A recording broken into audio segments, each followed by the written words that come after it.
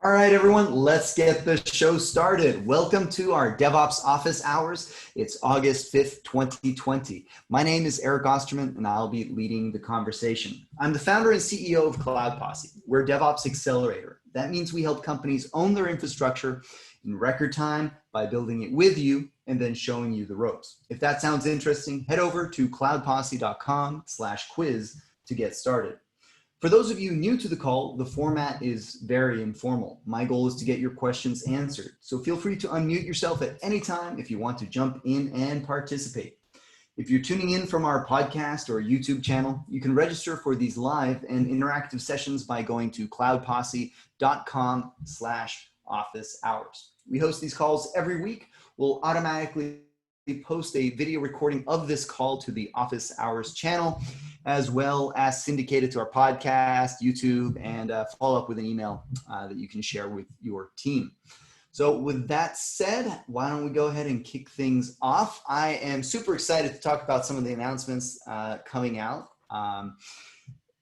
with you. So if you are using Terraform, you'll remember in the upgrade from 0.11 to 0.12, one of the other things that came out around that time was the AWS Provider 2.0, and that had a lot of breaking changes, a lot of pain that I can say we had to face when we were upgrading all of our Terraform modules. So thankfully, as a result of that, we pin all of our providers everywhere in our modules now. So this doesn't bite us as it would. But it's worth noting that there's some significant breaking changes with this.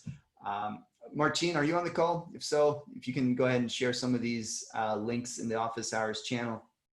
But one is that the provider version upgrade, some things like if you look at the number of resources in scope and affected by this change, that should be pause enough. I know, we have modules touching probably 60% of these kinds of resources, so we're going to have to pay attention to it. We were already bit by it because we tried to upgrade the provider for our Terraform state backend, and that didn't work out of the box. For example, the region parameter of the state backends is now read-only. So I guess they're enforcing that you're using the provider, the region associated with the provider that you're using to use the state backend. I don't know. So I haven't looked into it too far, just be aware of those changes. Anybody looked into or already made the upgrade to the 3.0 provider? All right. The other exciting thing is, so last week we talked about how GitHub has made their roadmap public. And if you check out their public roadmap, the number of things that are dropping this quarter and next quarter is amazing. So GitHub had totally stagnated before the Microsoft acquisition, and now it's actually, releasing things at a rapid clip. So this is one announcement Lauren brought to my attention. So Cloud Posse has tons and tons of open source repos, and a lot of CICD systems.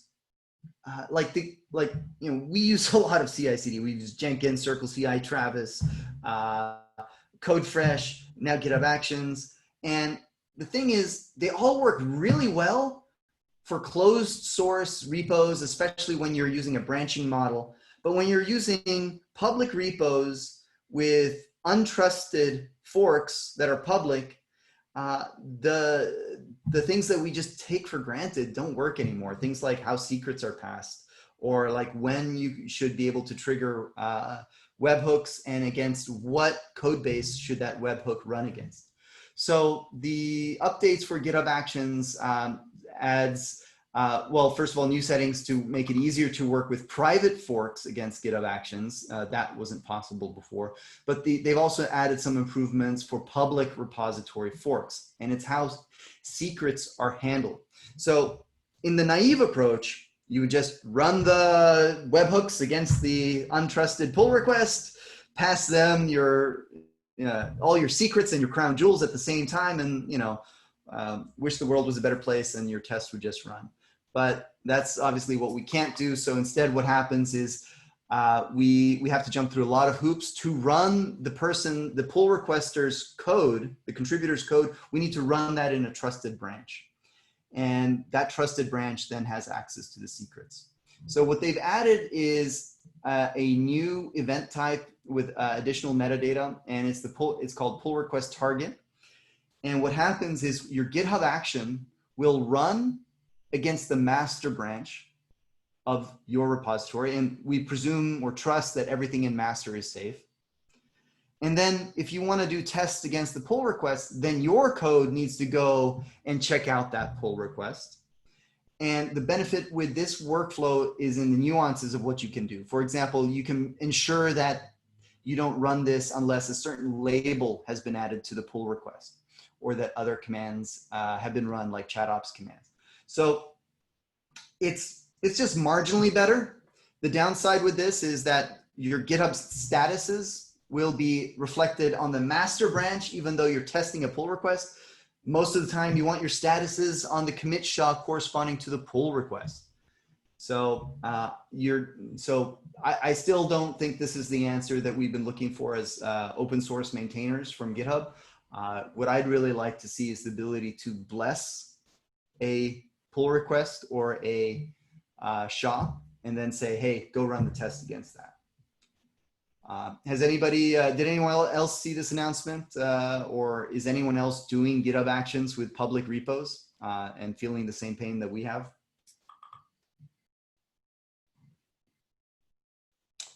All right. Well, so yeah, that was that announcement. The other one is one that I'm really excited about. It's not necessarily an announcement in the sense that like this has been around for a while, I guess, but it's new to me. So I'm sure it's new to others. Cloud Posse, we're huge proponents of open source. We predominantly use open source. And one of the things we really love is Prometheus Operator. And Prometheus Operator has the ability, it provides a CRD that lets you automatically create alert rules for your service. So let's say you're deploying your backend API, you can deploy a little CRD, custom resource definition along with that describes the thresholds for triggering alerts by using a Prometheus query and some other stuff, and then that can get escalated. I like this a lot because in the old model, let's say back in the day when we had Nagios, you'd take your application, you throw it over the fence to some sysadmins who deploy it, and then you tell the sysadmins to set up some Nagios alerts, and it was all like, kind of worked, but never really well. And if you deleted that service, then all your alerts would start firing, and you'd have to tell them to delete the alerts.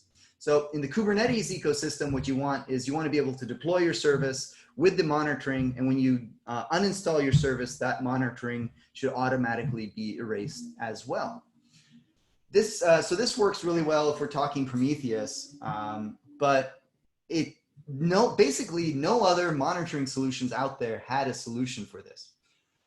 Well, Fairwinds, formerly Reactive Ops, has a pretty awesome product. We use a lot of their products in our delivery to customers. We haven't used this one yet, but what this one does is it provides an operator that allows you to define a Prometheus query and all the thresholds for alerting around that, and deploy that with your service, just like we could with Prometheus Operator and the alert rules with that. So, so if you're using Datadog, I highly recommend you check this out. It seems like a pretty cool improvement to monitoring. Has anybody used Astro by Fairwinds before? Does this sound useful to any of you using Datadog?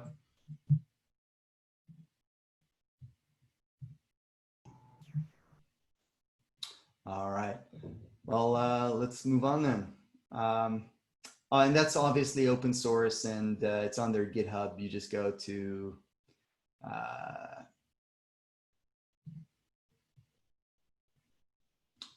Fairwinds/Astro. I guess they've changed this path here since it was published. And they also have a roadmap they published for it.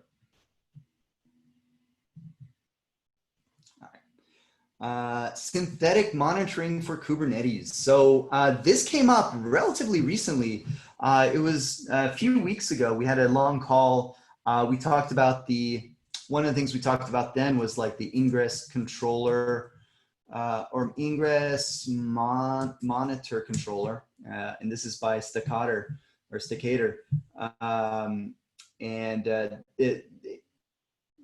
They have this deprecation notice at the top, which is misleading. It's not been deprecated. They've deprecated the old way that it used to work, and they've moved it to an operator. So this is really cool for external monitoring. If you're using a SaaS solution like Status Cake, Uptime Robot, Pingdom, or any of these. So this works like what I was just saying about deploying a CRD for Datadog or deploying a CRD for Prometheus. This is deploying a CRD for your services. So you can have external monitoring, tell you if that service goes offline.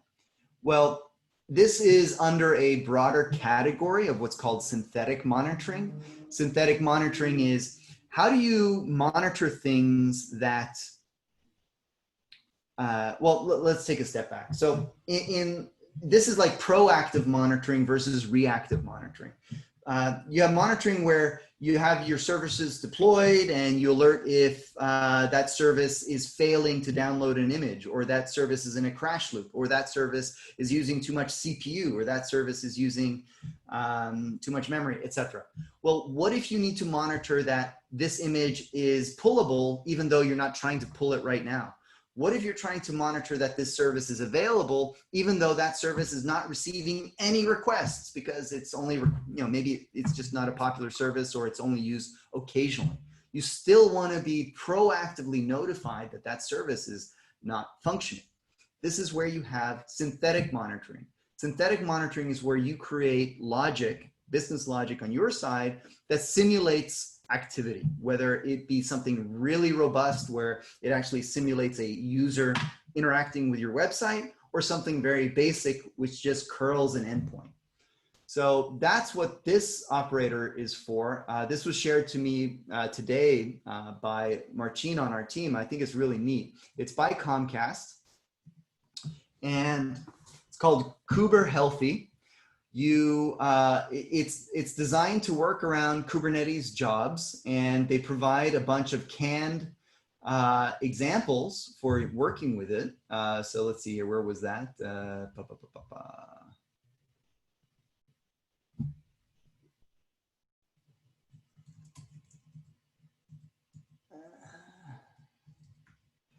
Where is it's always that way. Prometheus. Already available. Lots of useful checks already available. So they have like an example for how to check that a daemon set can be deployed. One that stood out to me though is like that your images are pullable. Can you check that your image is pullable? And this has been a big thing, right? Where some upstream image, like if you're using open source, you're depending on a lot of third-party images. Those images can go away at any time. Your services might be totally stable. You might not be auto-scaling. You might not be redeploying your images. How do you ensure that your images are still pullable, that you depend on? This is like a simple check for that. And you can implement as many as you want here. Quotas are another interesting one, I think. So, has anybody checked out Kuberhealthy?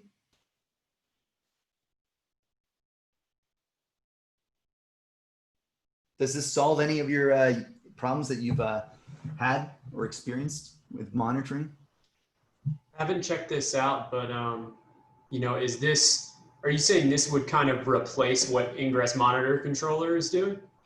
Yeah, self-hosted, right? So you might not want to have it in the same cluster, and I wouldn't say they're mutually exclusive. You probably still want to have external monitoring, but this solves maybe some of the more business logic that you want to do inside of your cluster to make sure things are functioning. For example, Pingdom, you can't use Pingdom on walled garden resources inside your VPC. How do you have synthetic testing against that? Gotcha. So if you had like internal ALBs or something like that, then this would be useful for making sure that they're making sure that some background job is always processing something along those lines, kind of Exactly. in the Kubernetes way. In the Kubernetes way, yeah. Got it. Exactly.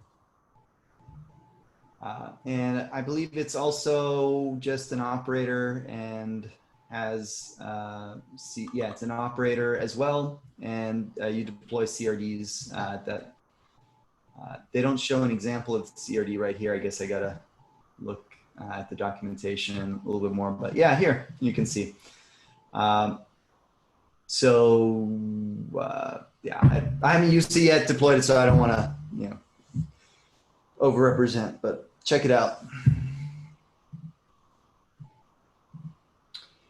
And okay, so then one other thing, since I know we have a lot of contributors on the call, what we've been seeing a lot of pull requests for lately, as Terraform, I guess, has been penetrating more and more types of organizations. We're seeing a lot of pull requests to add support for GovCloud.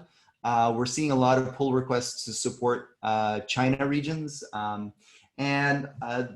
I learned a little bit from this. I didn't know that these are called partitions, and there's ways I've seen it done incorrectly, and there's ways I've seen it done the right way. And this is really annoying. My slide, how do I get that away? Okay, exit then.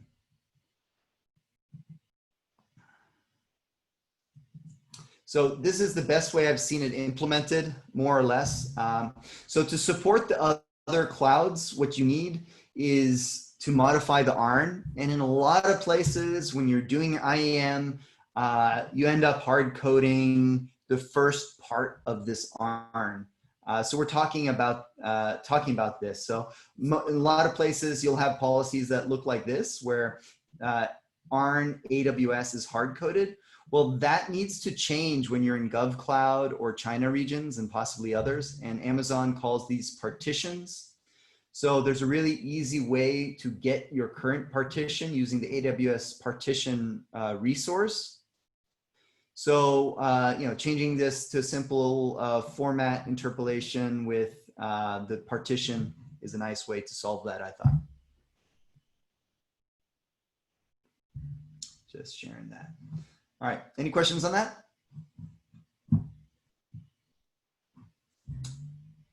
All right, so moving on then into talking points.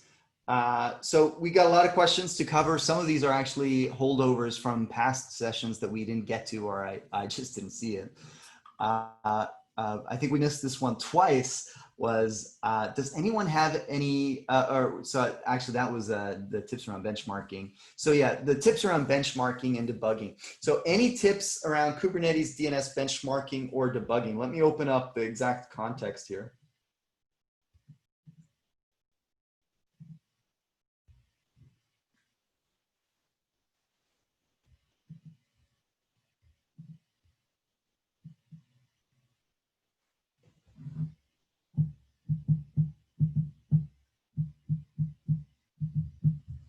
And just another minute while my browser loads. All right. Yeah, so wondering if you guys have any tips around Kubernetes DNS benchmarking and debugging. Brian is dealing with intermittent hostname resolution failures to external hostnames with core DNS. Networking isn't a strong point of his, and he'd love to hear if you guys made any DNS optimizations on Kubernetes or any advice how to gain visibility into start troubleshooting this. So my first comment on this is that it might actually be a red herring, that the timeouts might not actually be timeouts. So DNS is run over UDP typically, and the timeouts, some services, especially Java apps, might have unrealistically short timeouts for DNS queries. Like we're saying, like if it doesn't return in 50 nanoseconds, then just, not found. Well, if you're doing tons and tons of DNS resolutions inside of Kubernetes, kubedns formerly Core, am I getting it backwards? I guess it's formerly kubedns, today Core DNS, uses etcd behind the scenes. And if you're hitting this really hard and it's not responding fast enough, maybe it's taking 75 nanoseconds instead of 50 nanoseconds or something like that. So extending your timeouts on the DNS queries of these services might be enough to mitigate the problem. So this is indicating serve fails while they're doing 1.5 thousand queries per second. Has anyone else dealt with DNS benchmarking issues in Kubernetes or had to solve this specific problem?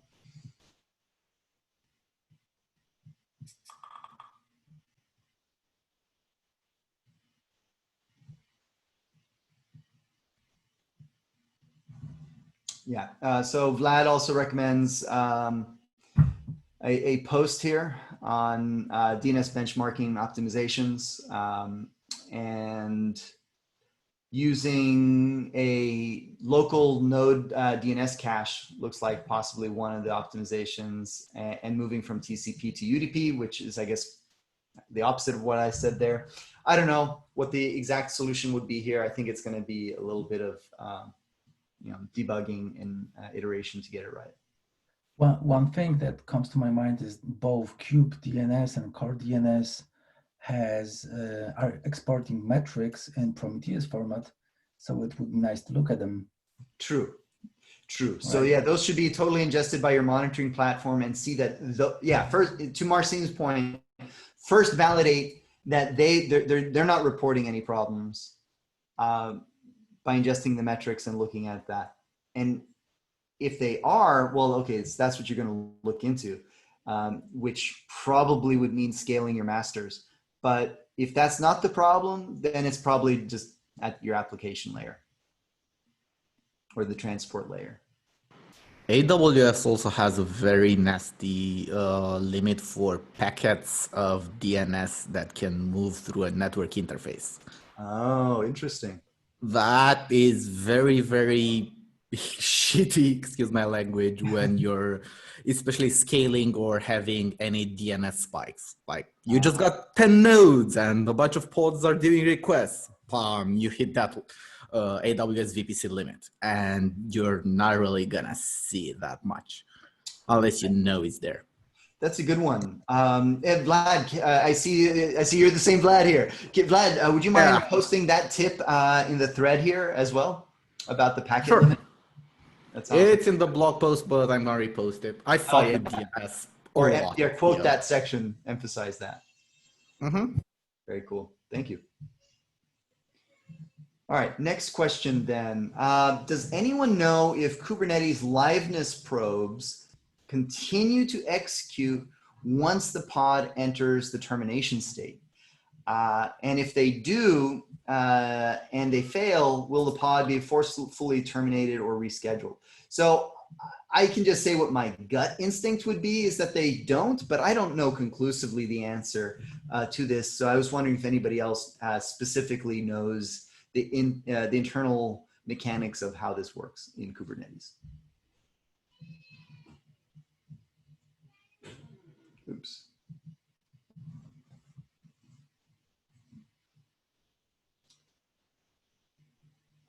All right, so looks like we don't have the answer to this particular question from Craig that was asked, and maybe he's found a solution by now. But Craig, yeah, if you do find out the answer, let me know. Always curious about these edge cases. The second part of the question about the termination, I think if it's terminated, then it won't be rescheduled because the replica set already has a lower number of replicas to run. So why would the schedule it somewhere else, right? Mm-hmm. Yeah. So I don't think a pod can transition out of terminating back to being scheduled. So that is a good point. Any CKAs on the call? Test your chops. Certified Kubernetes administrators. All right. Next would be, here's another question. To be honest, I haven't dealt with homebrew taps, but if somebody else has, please do let us know. Is there, has anyone dealt with private homebrew taps and this particular question?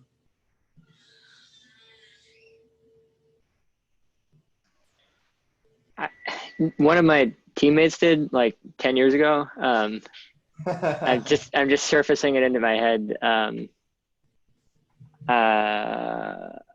They tried to run their own formula tap for a while and eventually just converted it into a pip wheel and published it to PyPy. Okay. So TLDR didn't work out in the end. But I'd be curious to know, when RB mentioned custom GitHub private repo, is this for a thing that could be like an NPM or a PyPy or a Go or something that's not a Brew thing? Or is it something that's like widely adopted that you want to make the adoption curve easier up and that's why you want it in Brew? Well, the fact that it's private makes me think it's not going to be widely anything. It's going to be restricted to the... That's a good point. Yeah. I mean, I guess I think you can brew install. No, you can't. Yeah, you're right. All right, I just glossed over that word private. But if what Patrick says here works, that seems like a pretty good place to start. And that would offload it probably to your SSH config. And assuming everything is properly set up with that, then it should just work. Yeah. I would think too. Go ahead. The Docker route, like if it's an internal thing, I'm sure you already have a Docker registry that's private, and just bundle your tool through Docker instead of through Brew. Then it's cross-platform. Yep, that's one option. Reminds me of another kind of cool tool. It's come up every now and then. It's called envcli. And envcli lets you run any Docker container and some command in there as though it were a local native app. It just takes care of the mechanics around how to run that, so it feels seamless, so it feels native. Have you used that, Eric? A few people on my team use it. I haven't personally used it. I would wonder what the drawbacks are. I know a lot of people push the I don't know, a similar tool is like Whale Brew, right? Like the idea that, hey, we can just not install everything. We just have a bunch of Docker images on our local machines, and you don't need Brew or you don't need pip tools. And I haven't seen Whale Brew. This is interesting. Homebrew with Docker. Yeah. All right. Well, maybe I think this is like one of these things. At Matt Gowie. Oops, that's not you. Yeah, I don't know. I mean, I've never used them. I am skeptical, honestly. I feel like it sounds like it's a nice solution, but there's things within Docker that would make them painful. Yeah, it's not. It's one of these things. There's no universal solution that fits every use case, but you gotta fits whatever problem they're trying to solve. And this is we brought this up. I love this. Andre on my team, he was the one that told me about this, and I love this because it's so often the case, especially when you provide a lot of support in a community like SweetOps, and that's that somebody comes to you with a specific problem they're trying to solve because they figured it out in their head that if they do X, Y, and Z, if they just figure out X, then they this whole thing comes together. But maybe that's not actually what you want to try and solve, and there might be a much easier way to do it if we just want to try and understand the original problem we want to get answered. So. I remember when you brought this up to someone probably a couple months back, and I was like, oh, I really like that. I'm going to send that to a couple people. Like I sent it to my nephew who is like just a junior software engineer trying to get into the industry, and it's like, if you understand this early on, you're going to be a lot better off. Yeah. Yeah, this is a cool little website. And in consulting, this is priceless. Like customers Yeah. come to you and they ask for how to solve this. And if you're just transactional and you're just like, okay, we can solve it like this. We can do this. We can build this Rube Gold apparatus with this Lambda and then problem solved, done. Wait, you just wanted to copy the file from there to there? Oh, yeah. Then there's easier solutions. So yeah, they should teach this in like elementary school. yeah. This is excellent. Thank you for that link. Yeah, that's one I share all the time. So I use that one. All right. Next question. Let's see here. I'm going to continue just skipping around here a little bit. I'm telling you, each of you has a. All right, muting you. Let's see here. What is the future of K3S? And I think that's an interesting question. So I think what this is actually driving at is that K3S is a project by Rancher. It's a minimal Kubernetes-centric distribution. And we've seen what happened with CoreOS and their acquisition by VMware, and CoreOS being CoreOS like proper being end of life and now moved over to a standalone organization or a separate. I forget who picked up on CoreOS. Well, does that mean that K3S is going to have the same fate? Anyone have more opinions on this? It was submitted to the CNCF and there's a PR in progress. Oh, nice. I think they voted on it a couple days ago. I posted the link in the Zoom chat. All right. You're on top of it, Vlad.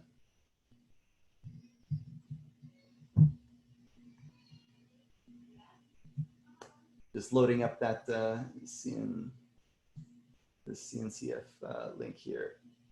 And what's the status?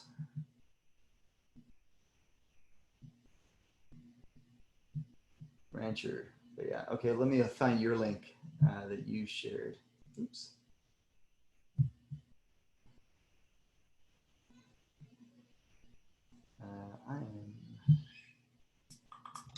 What is K3S, just for us total noobs?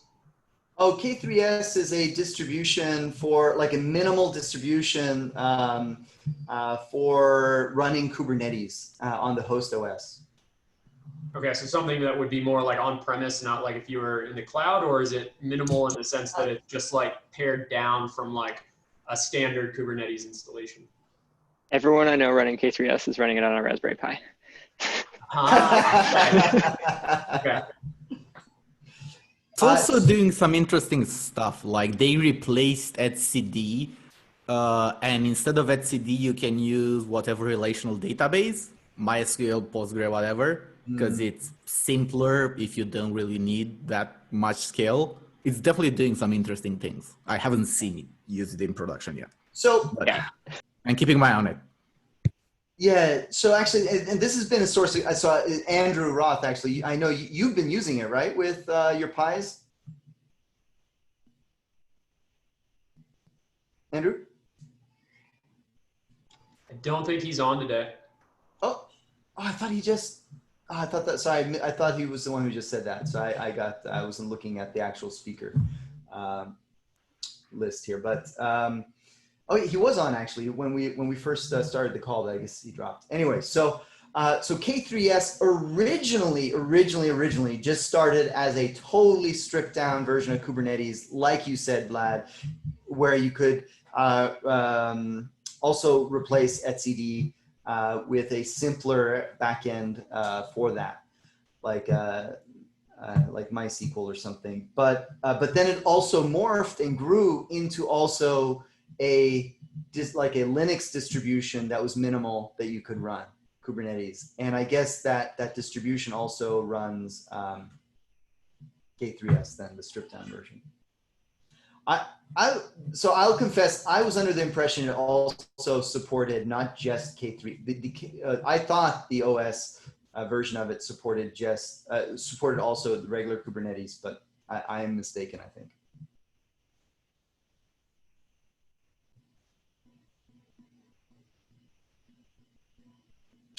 All right, let's see. So we had, who was that asking? That was Sahil. Sahil, are you on the call? Yeah. Sahil, did you have any other context to add to this?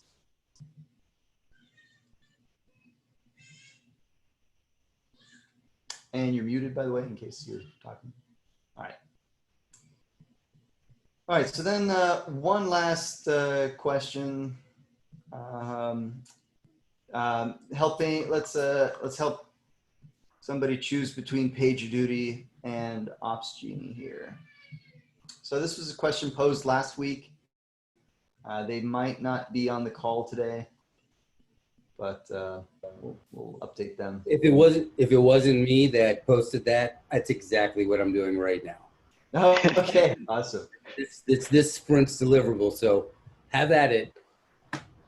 All right, let's see here. So this was by Eric Berg. Sorry, I didn't see who was talking here. That's Eric Berg. It was Eric. Okay, awesome. Yeah, let me expand the window here so I can see everyone. All right.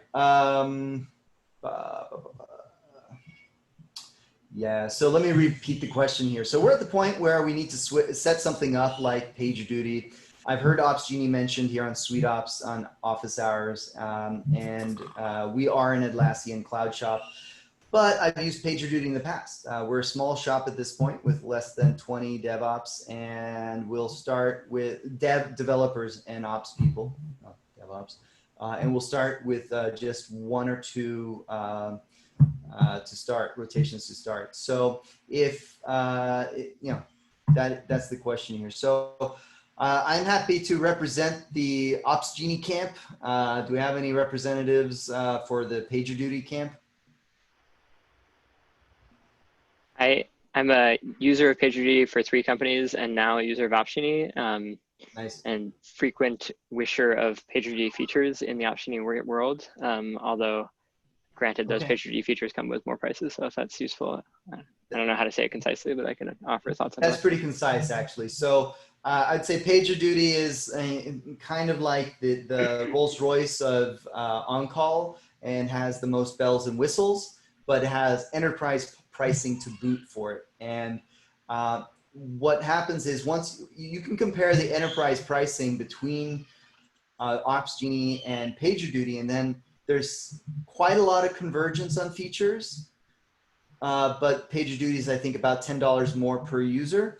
And I think PagerDuty might require annual, I'm not sure on that. But the other thing is that everything's an add-on with PagerDuty. So where there's feature parity between the products, there's no price parity. And a lot of the stuff that's an add-on for PagerDuty, you get just for free if you go with the OpsGenie solution, at least at the enterprise level. So Cloud Posse is subscribed to the enterprise level of the OpsGenie. And I've found that the global policy filtering works really well, so long as you're terraforming this stuff out. Marcin on our team. What is the global policy filter stuff, Eric? Yeah, so the idea here is that you can create organizational policies that apply across all your teams. So your teams can have fire hoses for their products, but how you classify that can be still centrally administered. So what you're going to find, I guess it kind of comes down to your strategy or your implementation. And maybe we want to take a step back and talk about that. So what our current strategy is create fewer integrations, and rely on a fewer set of fire hoses to integrate with all the third-party services or self-hosted services that we support, and then use global policies to organize and sort and route that stuff. We're taking a 3-pass approach where the first pass is kind of classify the alert. The next, and by classify means we tag it, we add all the tags that we want to do. The next pass is to determine the severity of that. So we look at the tags and then we determine severity. And then the final pass is we take the classification and the severity and we escalate it to the right responders or the team. And that's the approach we're taking so that we don't have to, like, here's the problem. It's like some tools like Alert Manager might give you pretty granular abilities on how you're going to route this stuff. But there's a lot of stuff that doesn't give you that fine-grained routing capabilities that you're going to need. And I'm not saying routing to people necessarily, just all kinds of routing that you're going to want to be able to do. So things that we send there are all the Cert Manager emails, all the AWS emails, billing notification emails, everything gets into Opsgenie. And then we come up with a library of just rules and patterns for how to escalate so that it's basically the operator's implementation of inbox zero. It's like the DevOps inbox zero. How do you get there? And you need to be able to automate all of that. I've got, I don't want to derail Eric. Maybe this is useful to Eric. That's my pausing point. You go. Eric Berg, who I'm trying to figure out how to ask this question in a way that will also be helpful to not just me. Yeah, so edX has like 16 teams with Opsgenie rotations. None of them talk to each other about how they configured Opsgenie, and we deprecated the Opsgenie Terraform provider because it was a piece of junk. So now they all click lots of buttons to create lots of special snowflakes in their Opsgenie rule sets. When did you give up on the Opsgenie provider? Because we've had a totally opposite experience, and Marcin can talk to that. I guess more than 10 months ago. So I hope that that's a big change. Yeah, if Marcin, I mean, I should go check. I have a page open. I can go see if you guys are contributors to that. But specifically, we weren't able to do like alerts and integrations via the provider. I think we were able to do some things. Being able to deploy that through Atlantis was an issue for us. But regardless of how we deploy it, one thing that's been interesting is we pipe many of the things that you just said, and then a bunch of paid platforms like Splunk, New Relic also throw stuff into Opsgenie, and we classify things as critical or warning. And so each team in theory should be able to mark like what stage and what proj things should be critical and warning outside of Opsgenie. And as long as the alert being passed through the integration has the word critical or warning, it gets routed via an alert. I don't know what the top thing on the UI is called, but like policy type thing. And those are done per integration. And there's a whole bunch of arguments about how to do it because we actually do it that way and 3 other ways. And then some teams get fed up because they don't have a nighttime on call, so they just mute all of their alerts and wait until somebody complains. That's a little bit more jaded. In reality, they don't mute their alerts. They just choose to use Splunk alerts instead of New Relic alerts and like stuff like that. But it hasn't been super fun. And I haven't seen this problem at other similar organizations that are using PagerDuty. So that's my gripes. So I don't know. So I guess I feel like there isn't one solution fits all, and the architecture for how to use alert escalations is, I haven't seen it done the same way anywhere. We've been investing in this lately, so that's why it's top of mind. But I think that we've gone through probably about the same 3 iterations on how we approach this. We're on the 3rd one right now, and I'm really happy with how this has evolved, but it's evolved. What we're doing is only feasible, even remotely feasible, because we're using Terraform. And we're basically able to create teams, create all our teams programmatically, all the services associated with teams as separate teams. And then we can set up all the relationships between those and the routing between it. But so we've taken this programmatic approach to configuration of Opsgenie. And you're happy with the Terraform provider? Yeah, it's working well, and we've submitted a couple pull requests for. Well, I'm gonna provide the CEO's response to that, and then I'll let Marcin, who's been working on it, give the real answer. My high level is I've been really impressed by how, like, we've opened pull requests and they merge them same day. They at least respond right away.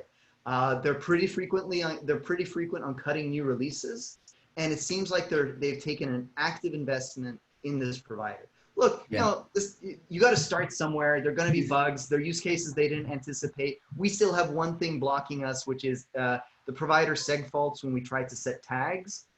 It's already fixed. And that's already fixed. So look at that. So Martin, why don't you add some real life experience? Yeah, so real life experience. The experience with the provider is good because they are quick to respond and reply, and we can, and even my PR was accepted, I think the same day, and merged and released in a few days. So this is good experience. But what's problematic about OpsGenie, and I can understand that, is that people are getting lost in configuration options because you can have global policies. Totally. Then you got team policies, but also you can manipulate the events in an integration that you can set up. And on top of that, you got escalation, team targeting. Can you hide that stuff from most users? Sorry? Can you hide that stuff from most users? The global policies you can hide. Most users, our approach is no user should really even be in OpsGenie from a configuration standpoint. They should be using OpsGenie strictly as a workflow tool to go through these things, and it should be escalated. But the configuration, you have to get out of the business of doing that by hand. It's such a liability. Like, as a company, you cannot scale this operation if you have them doing ClickUps on it. And it's so critical. Like, if somebody misconfigures a rule and it's too wide, you can accidentally silence everything that easily. So go ahead. Sorry, go ahead. No, you go ahead first, Marcin. Okay. So for organization, I think it's good to set some rules. How should it be configured? So our approach is everything is programmatically, and people can only, eventually commit to a Git repository for the changes, and this will be solely administrators, right? But as we talk about OpsGenie, I think you might be interested because we are creating open source module, Terraform module to configure OpsGenie in DevOps way, let's say. And the PR is hanging, and it will have at first some submodules. So not all functionality, and the submodules don't have full functionality of OpsGenie API, but yeah, we are actively working on it. How is OpsGenie licensed? Per user. What about PagerDuty? Also per user, but more money. How? What's classified as a user? Somebody who can. There's cheaper users for at least OpsGenie that can't actually acknowledge things. So like our product managers, we don't pay as much money per user for them. But in general, per user is somebody who can acknowledge an alert. So that's a stakeholder user, right, Marcin? Yeah. I'm sorry, I'm not sure who that was. This is stakeholder. Yeah. Okay, cool. We give it to our PMs. There's like 4 of them. It's not that much useful. So if you have an 8-person DevOps team, do all of them have user accounts or only a couple? Every engineer at our company has an OpsGenie account, and every manager and VP. Got it. But we're going to start with just department heads. We're a small startup, and with the intention of keeping things as slim as possible. So we're going to start with one team with 5 people on call, 2 rotas, 1 for backup. And, we've got 3 services now. We're working on our 3rd one. This is pretty straightforward. My last gig was Grubhub, where we had 200 services, and those teams were constantly changing, and none of it was automated. So this is looking like a pretty solvable problem. I'm leaning toward OpsGenie, and partially for the pricing, partially because we're in Atlassian Cloud Shop at this point. And 2 rotas, 1 service, maybe break up the services. It sounds all pretty doable with OpsGenie. Yeah, and if you are doing Terraform, check out our module for this. This might help you, depending on how soon you need to. So here's our current approach is we did the same thing you did. We clicked opposite the first time. We got kind of a flow that worked for us. But then we went back and we recreated it with Terraform. And our current strategy is everything that is provisioned by Terraform, we tag it. We tag those resources with a tag called managed by Terraform. That way, any rules. Got a ticket for that. What was that? I've got a ticket to do that. Exactly. And then everything that was done by hand, it's easy to see. And then you can go ahead and go back and Terraform that. Okay. Well, yeah, we're Terraform everything. I mentioned, you know, our entire stack from the VPC on up, all Terraform. I inherited one that did like one, expanded it out so we could do it for multiples for each client. And like this week, we got our first 2 new ones spun up, which is great. And now we need some monitoring. So that's where we are, and everything's Terraform. I get really unpleasant when people recommend doing things any other way. Yeah. No, that's I think it's at least one of the better approaches to take. I mean, so long as you're doing infrastructure as code, whether it be this or CDK, but yeah, I'm like every time I look at CDK stuff, I'm grateful for Terraform. Here's a weird one. This is off topic. So we route SNS alerts into Opsgenie, and yeah, we're managing them in Terraform, and switched it over to like a Python script that gets run in either inside of Terraform or inside of Jenkins job. I think it's both right now, because we also wanted to do CloudWatch reports and CloudWatch dashboards, and those dashboards sucked to be in Terraform. So we wrote some Python scripting to do that type of stuff.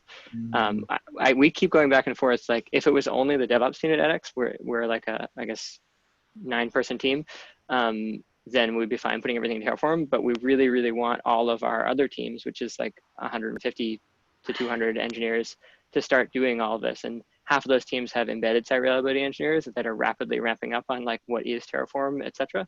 But we want them to be able to own this. And so if they can own it, but they don't know what Terraform is, or like they don't want to use Terraform for certain things, that's still better than if we have to own everything for us. And slowly they'll start to realize as they own it in the ClickOps world, like, ooh, this is painful, maybe I should learn Terraform. And then eventually they'll start to adopt it.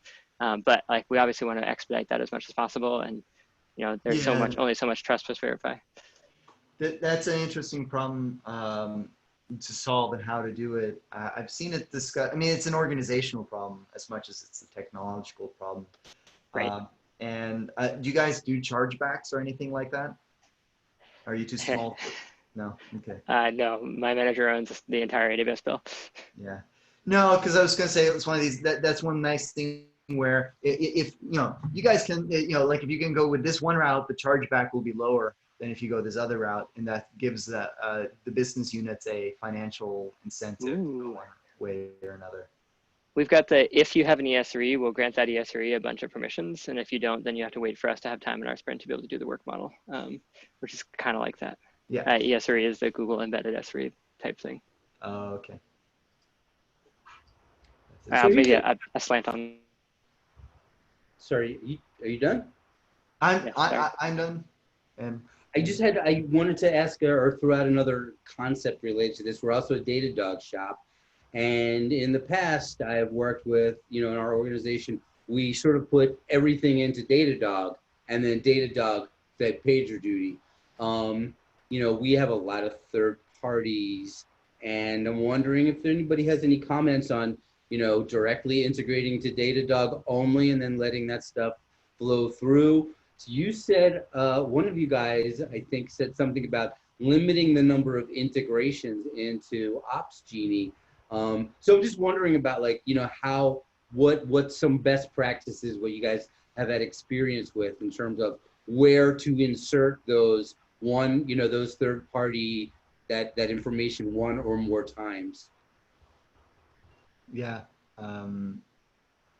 Anybody? I have some thoughts, but anybody else want to chime in? So my thinking on this, or the reason why I said this with limiting the integrations, is just a pattern.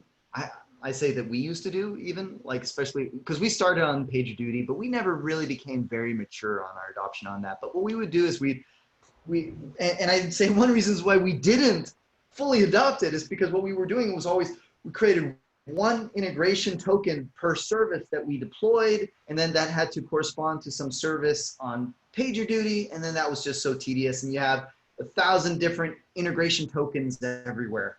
It's so much easier if you just can point everything to more or less one integration like a fire hose, and then you post-process that stuff and sort it as you need. And that was why that recommendation was. You mean capital F fire hose, like, you know, Kinesis? Not yeah. It's like metaphorically a fire hose. The generic version of that. Yeah. Yeah.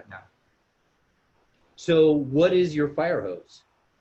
So we mostly okay. So there, I guess you could say we have two fire hoses.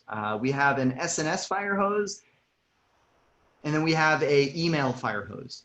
And the email fire hose is just one email address for everything, and then we process. These are in OpsDuty or OpsGenie. In OpsGenie, yeah. Okay. And Alert Manager. And the other fire hose is Alert Manager, yeah. And What then routes to Alert Manager? In OpsGenie. I missed that part. Just to clarify, and then you use OpsGenie's rules to sort, route, escalate, whatever. Yeah. Get it in, just do the easiest minimal integration to get stuff into OpsGenie, then do all the routing, all the logic for how that should be organized in Ops. So OpsGenie owns how to escalate. How to escalate is never in the other systems. The other systems just know, hey, I'm going to give this notice to OpsGenie, and then it's going to figure out. Because, and this is true of PagerDuty too, you get unlimited alerts based on some rate limit. So it's not like truly unlimited, but. Yeah. But you can throw away as many as you need. Better to have them and get rid of them if you're not really paying for them. Yeah, Cool. so one of That our was all very classifications helpful. auto close. Yeah. Yeah, that was all very helpful. I think we're very close to a decision. That's cool. Any parting thoughts on that? I, for the first time, invited somebody else from my team onto this call, who's also nice. named Adam Blackwell, because I just gave him my join link. Oops. Who's working on this. Joe, I can't remember the exact problem you were having using the Python on the API, but we reached out to OpsGenie support, and I don't think we got a satisfactory answer. Do you remember it specifically, if you're still on this call? Yeah, I'm here. Can you hear me? Yep. Yes. Got him. Yeah, basically, Oh, they have, no, Adam. Yeah, sorry, your name's Adam. Sorry, This is my Joe. name's actually Joe. It's you not know, actually. I know Adam Blackwell. You don't look like. Sorry, go on. If I take off the glasses, I am now. You know, I guess, and I hide the beard. You know. Uh, No, actually, it's funny. Our team used to look a little more diverse, but then like Adam joined, and then it's like, wait, 3 of us are like these blonde white guys. But grown beard. You don't need to be looking for SRE positions that are more diverse. We are a very inclusive company. I swear there are no bad reasons for this, but yeah, too many of us have blonde hair. I thought about dyeing my hair. I didn't think it would help that much. Sorry, I don't know if there are more things on the office hours. I just wanted Joe to be able to briefly yeah, on describe the the API issue. stuff, I emailed their support. Well, first they just said, hey, oh yeah, you need a token, you can use it. They gave me like the standard like, oh, you're asking for help on the API answer, which is sort of like calling your ISP and having them tell you to reboot your router or modem. And it's like one of us who's like, yeah, but the light on my thing is red that says fail, like it's your, but anyways, yeah, I hate that. yeah, the API it's a basic REST API, so I've got a script that works now to do what I want, just using the Python requests. So, what do you call it? Python module, and it works just fine. Yeah, although think about more. I'm trying maybe I didn't understand what you were trying to do, but maybe I understand now what you're trying to do, because it's also something we've tried to do. One of the things we wanted to do out of OpsGenie is better reporting on what is in OpsGenie, so we can manage up. Say, hey, look how good we are. And OpsGenie supports Looker, but the problem is Looker is jailed to OpsGenie and you don't get raw access to the data. So are you trying to get raw data out of OpsGenie into CloudWatch, and you're creating dashboards in CloudWatch on that data? Oh, no, that's not Nope. Two different things.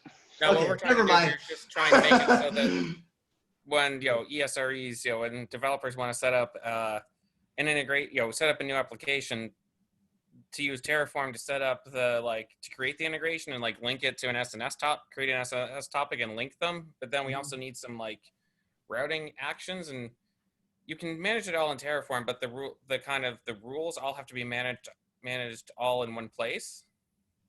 Or it's one Terraform resource that kind of manages the whole thing.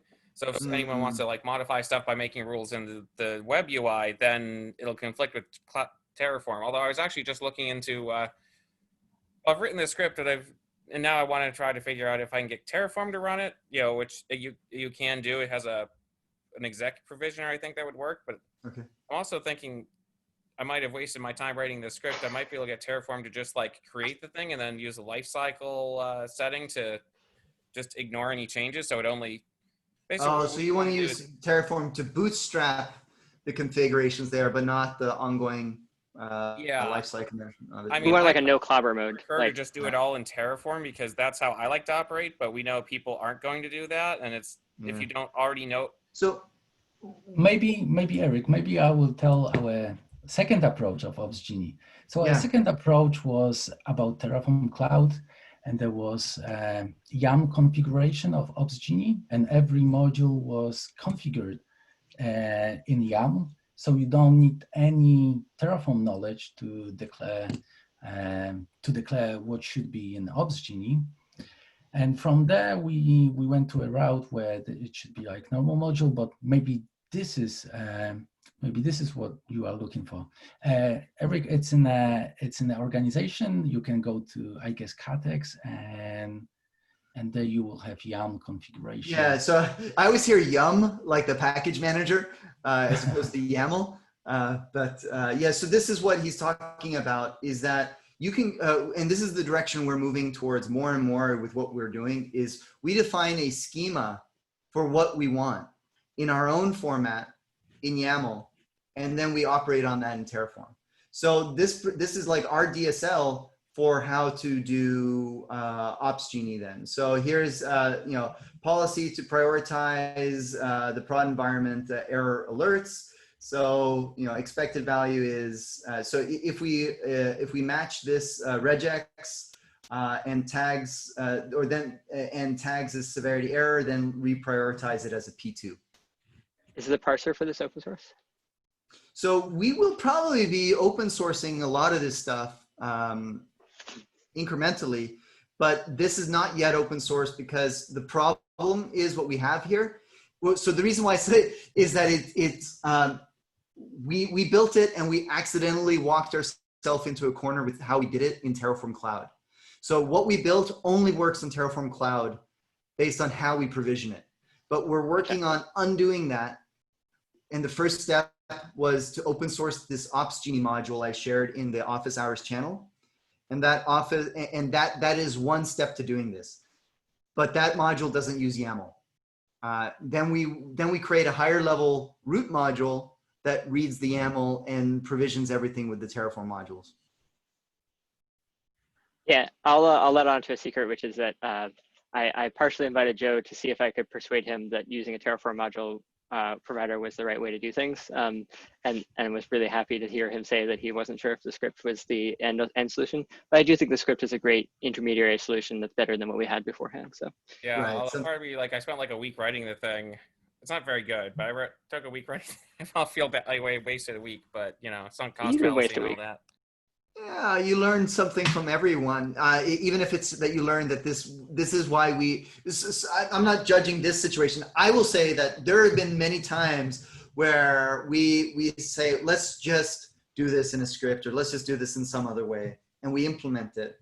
And then we learn later on, well, damn, there are so many other implications, like, oh, now this doesn't fit into our GitOps methodology. So how do we do that? Now we need to do a custom way of that. And it spirals out of control, and it just comes back to bite me. I say, let's just not fight the system. Let's stick to convention. And in the end, we'll come out ahead. That's just been kind of like my experience with some of our decisions that we've made at Cloud Posse. Yeah. Just for a little more clarification on the Terraform Opportunity Incident Management module, there is one PR that's in draft mode. That's the meat of it. Everything else was built from our Terraform example module. So yeah, I got that after I clicked around for. Yeah. So Martin, we should probably add something to that example module so that when it's forked, the fork also shows that this is just a stub, right? Because it used to be that when we created a new repo, it just was initialized with a single file and empty README with the title. Now we create a new repo from a template repository and it looks, whoa, it's a full-fledged module, except for, wait, where's the implementation? It's not. Yeah, definitely. The README should be changed.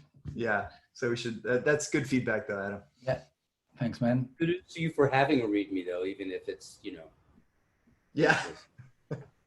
Maybe Slate's, yeah, these office hours always give me so many ideas that I have to like uncouple for like the 3 days after the office hours. But we're using cookie cutters to implement a lot of our repos and are trying to do like complicated things with cookie cutters.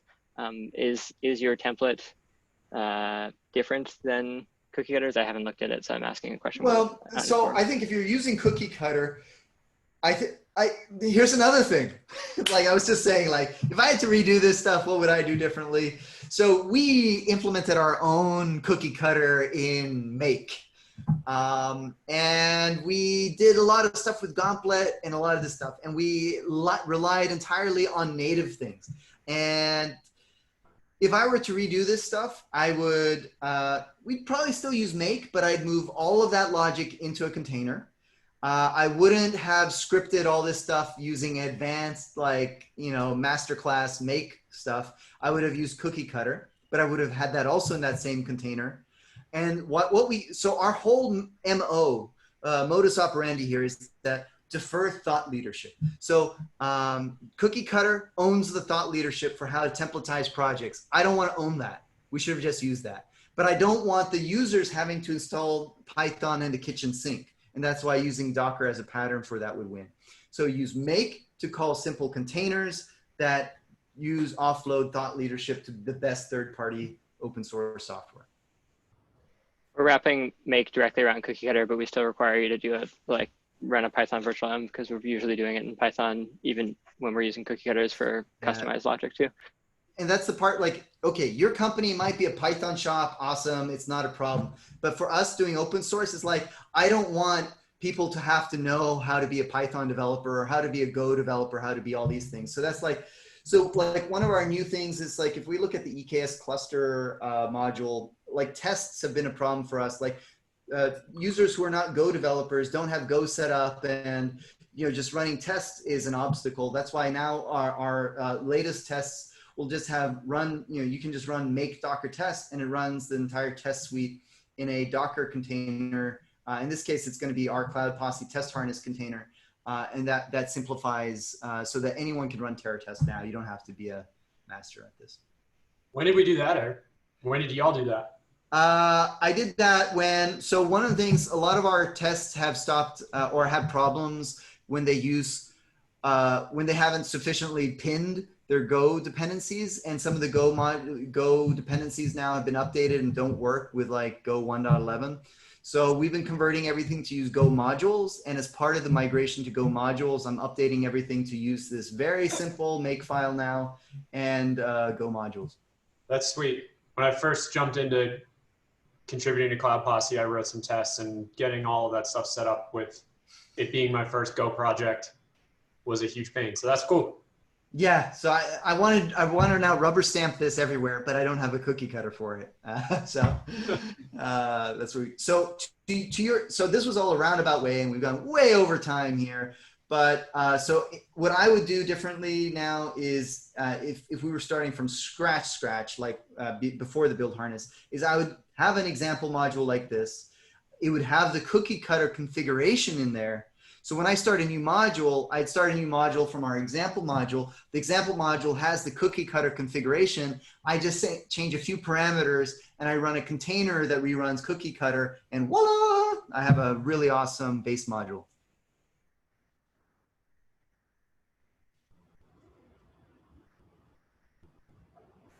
So not far off from where you're at, Adam, is the short answer. Yeah, it's going to take me a day to map. So I found the alert policy module, which is the closest thing to what I believe Joe's script is. And I have to figure out if it will mesh to our current engineering team's workflows. But I'm going to try to at least POC and it. Feel free to hit up Marcin on our team on SuiteOps. If you want any code samples, he can maybe paste some stuff in to you that while we haven't open source it yet, we can always share code examples if it's helpful. You've got the, in that initial PR, which I realize is subject to immediately change, you have an examples folder, which is actually pretty fleshed out as of yesterday, well timed. But what I don't know is if there are dependencies so that I can't actually POC this because something else is not open source yet. But I can. No, everything you need, this is all self-contained with TerraTest. We're even Terra testing the Ops Genie stuff, which is pretty rad. Heads up, I haven't actually figured out how to use TerraTest. All of our Terraform is dislinked. It breaks. Yeah. We test in production.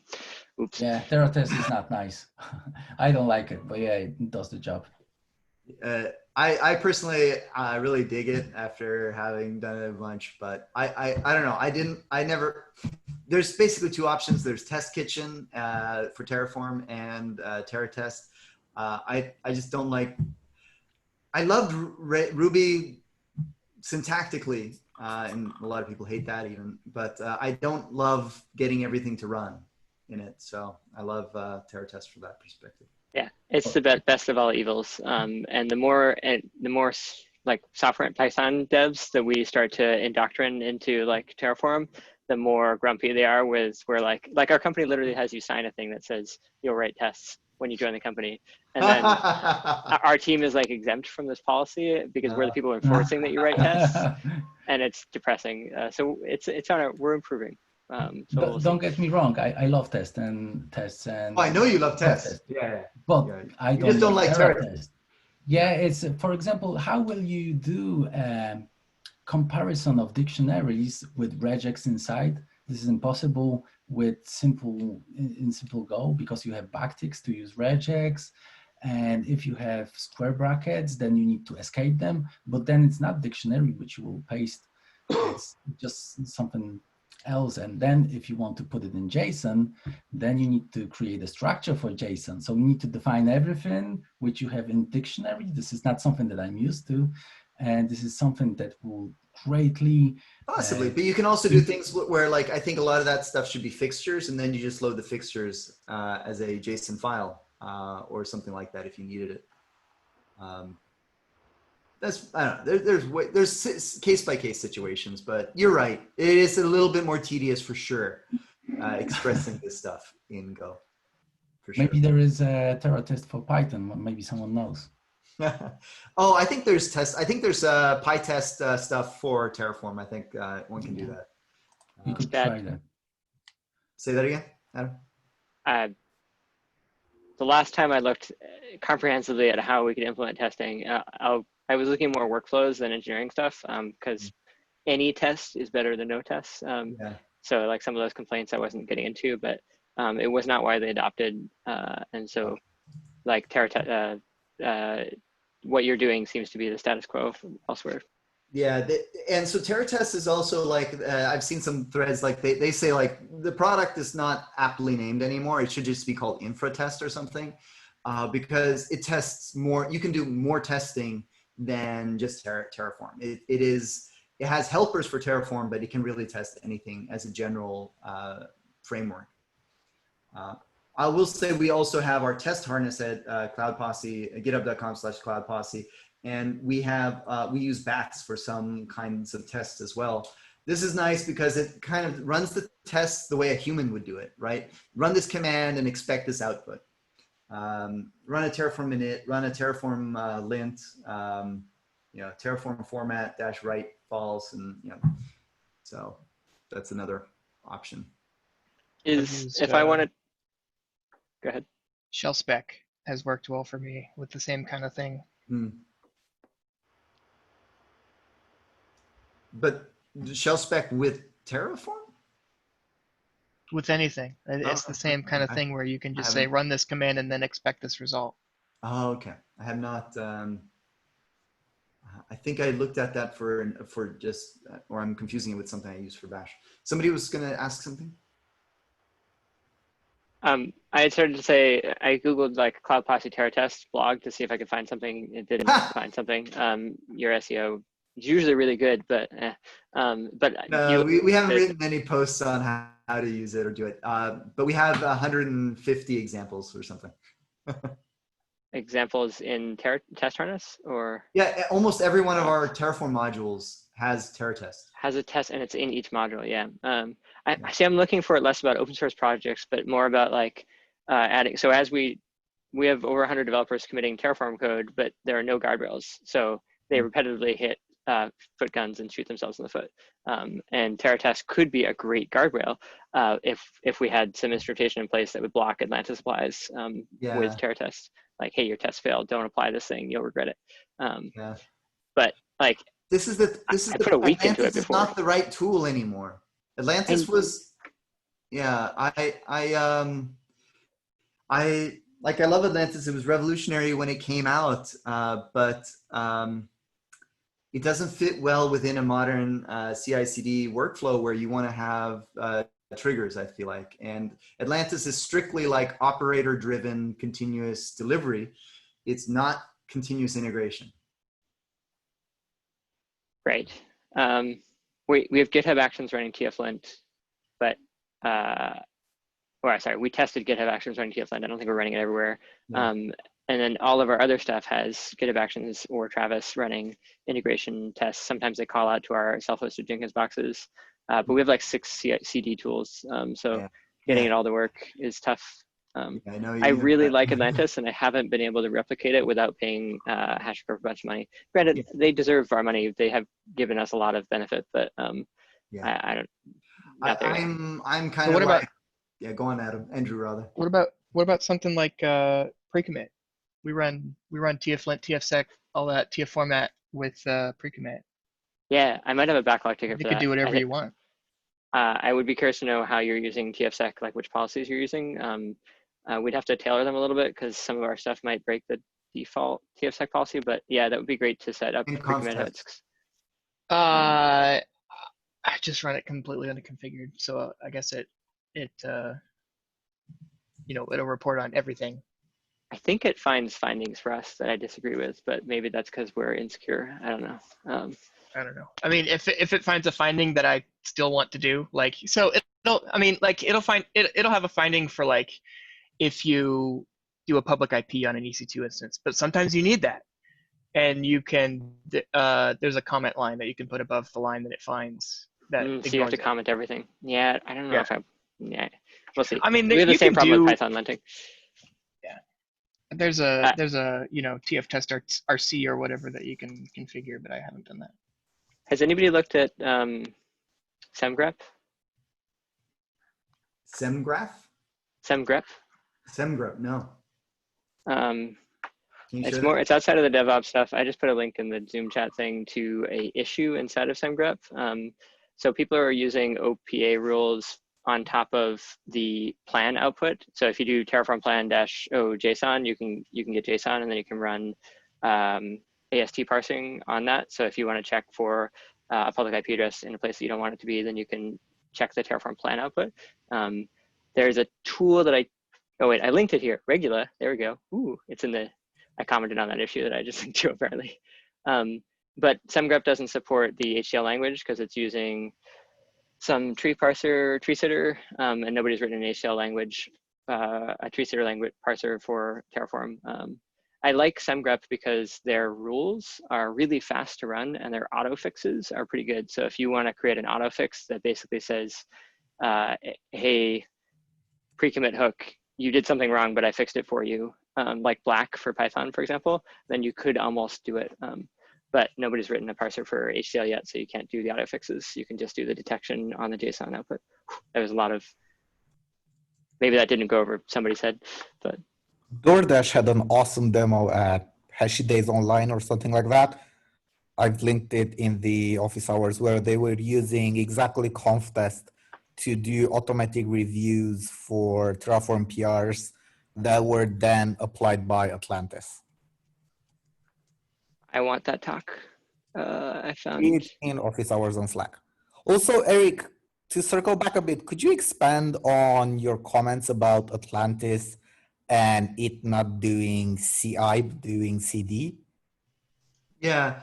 So this is where, like, you know, there is gray area around what is CI, what is CD, and even CD means multiple things. You know, continuous delivery versus continuous deployment.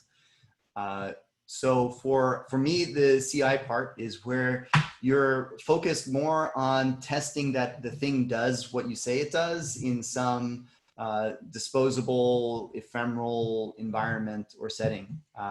Something where, like a preview environment or a testing account. What I'd like to see, and I added a little bit to Andre's comment here in office hours, kind of like why I say what I say, is that it doesn't fit into a CI/CD workflow that promotes your changes automatically in a pipeline on Rails through all your things. Also, Terraform does not live in isolation. Your company does more than Terraform. You're building apps, you're releasing apps. Those apps have backing services and that, you know, like IAM policies or roles that they need. They need S3 buckets, they need RDS, and you need a way to express all this or coordinate a release across all these components. And what small companies are able to get away with is they're all sitting in the same office or in the same Zoom channel and just, you know, coordinate. Okay, I'm going to run Terraform apply now. Okay, cool. That's been deployed. Okay, you can hit deploy now, and that goes out. But how do you coordinate an actual release with all these components from multiple stages, like taking it from a dev environment to QA to UAT to production? And Atlantis doesn't fit into that equation unless you have like some step that literally pauses and says, okay, now go run this command, Mr. Operator. What I like about something like Terraform Cloud is it has webhook integration. You can trigger remote runs on that, and then you can bind together the different platforms via webhooks. Are you folks doing any binding of other platforms together via Terraform Cloud webhooks? Like what do you have kind of kicked off from webhooks, or do you do it the other way around where it's Terraform Cloud kicked off from a webhook? Yeah, so what we're doing right now is it's been about a year since we stopped using Atlantis, and since then we've used CodeFresh, and we re-implemented a kind of lowest common denominator of Atlantis functionality in CodeFresh so that we could tie this into the pipelines. After that, we moved to Jenkins for another engagement, and we've done kind of the similar thing, re-implement the basics of Atlantis in Jenkins. And that experience is what has led me to just say, I'm done re-implementing Atlantis in those complex workflows, because it is non-trivial. It is non-trivial to run a Terraform plan, store that artifact, and coordinate approvals, and then use that artifact of the plan to apply it, and then do that with everything else. So that's why I like we're moving into the Terraform Cloud territory. We are young in the adoption, and the extent of this right now is that we're using Terraform Cloud to trigger other Terraform Cloud runs. We haven't yet bridged the gap of using CodeFresh together with Terraform Cloud, for example, to do the Terraform piece. Gotcha. So it's more it's where you see yourself going, but it hasn't happened. Yeah, exactly. This is our trajectory where we're investing in, and we're starting a new engagement actually next week where we're implementing this pattern. Cool. So. We're I'll just by the way, this call should probably have ended 24 minutes ago, but edX has been investing quite heavily in getting Argo CD off the ground.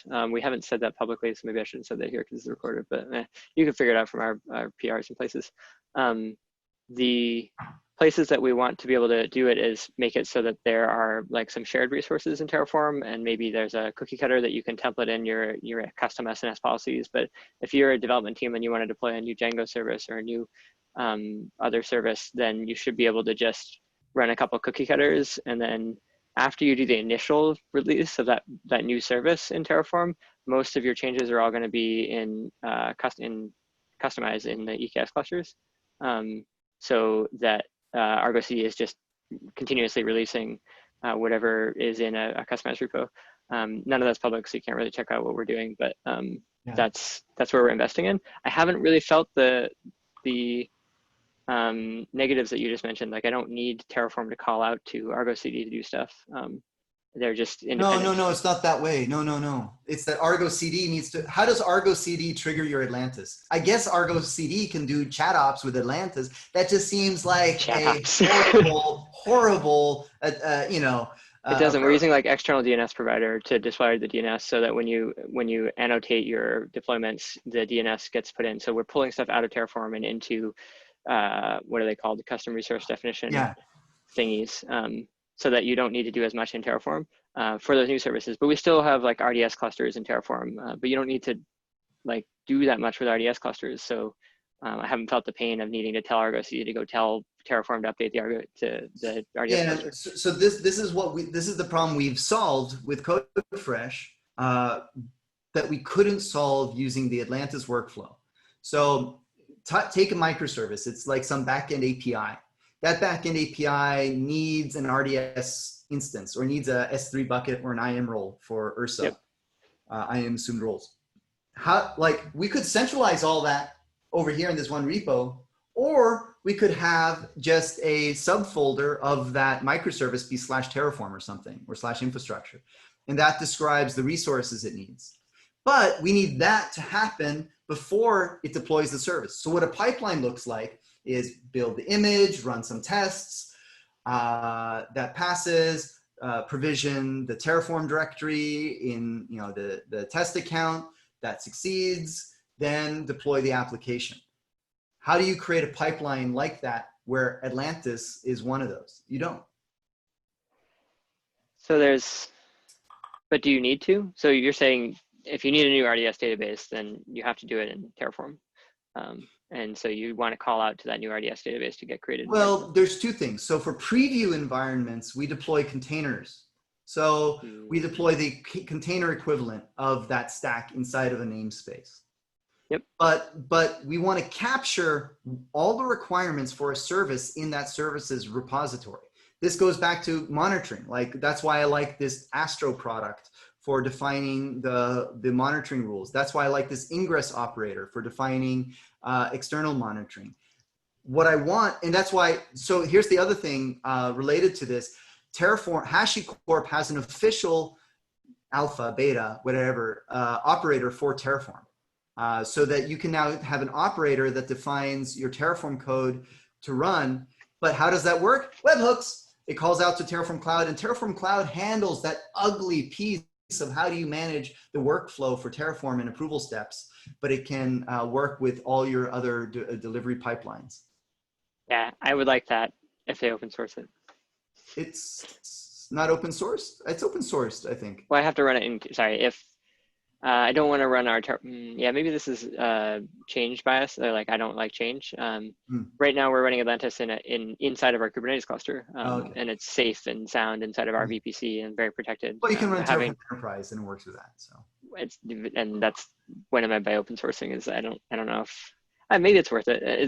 There's more than just money that's in the onboarding there. It's like vendor lock-in and stuff like that. But we're gonna get left in the dust because HashiCorp hired Luke, and well, I don't think I'm gonna see Luke that is still a very active contributor in Atlantis, and I kind of look at Atlantis as training wheels for GitOps. Like you do it, and it gets you excited about it, about the potential and the workflows. It gets the rest of your company excited about it.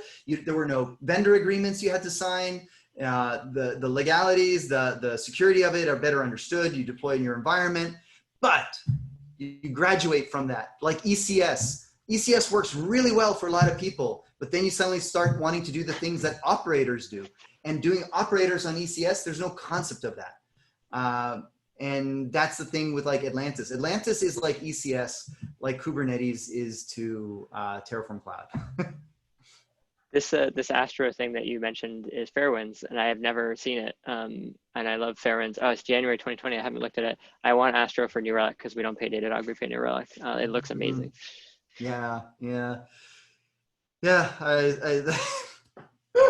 The options, like, yeah, I was cataloging all the tech in this side project. I'm creating a contractor slash a place where, you know, contractors or employees who do DevOps can register themselves, so we can pass business your way or leads your way. And one of those things I was doing was listing all the SaaS solutions that we've used or thought of, and it was amazing. Like 80% of my list is monitoring. So DevOps is dominated by monitoring solutions, paid monitoring solutions. Yeah, DevOps Days conferences are mostly funded by, not mostly funded, this is a little bit jaded, have large contributions from every monitoring solution company that comes up. I have a t-shirt for like all of them because they keep, I mean, a $5,000 sponsorship goes a long way when your conference is entirely volunteer run. So if we get Datadog, New Relic, and the other 10 monitoring solutions, we're good there. Yeah. Oh, wow. This was an amazing session, a marathon office hour session. Thank you so much, guys. This was a great time. Learned a lot, shared a lot. A recording of this is going to be posted very shortly in the Office Hours channel, as well as syndicated to our podcast. If you enjoyed it, I bet the rest of your team will as well. So I recommend that you syndicate it, or that you share our podcast URL with your team so they can listen to it as well, or check out our YouTube channel. If you like the kind of consultation you get here, you can always reach out to Cloud Posse. Fill out our quiz by going to cloudposse.com/quiz to submit some information and see if we're fit for what you need. Anyways, see you guys same place, same time next week at 11:30 Pacific every Wednesday. Take care. Thanks, Eric. Thanks, Eric. Thank you guys. Thank you. Bye-bye. Thank you. Bye-bye. Thank you.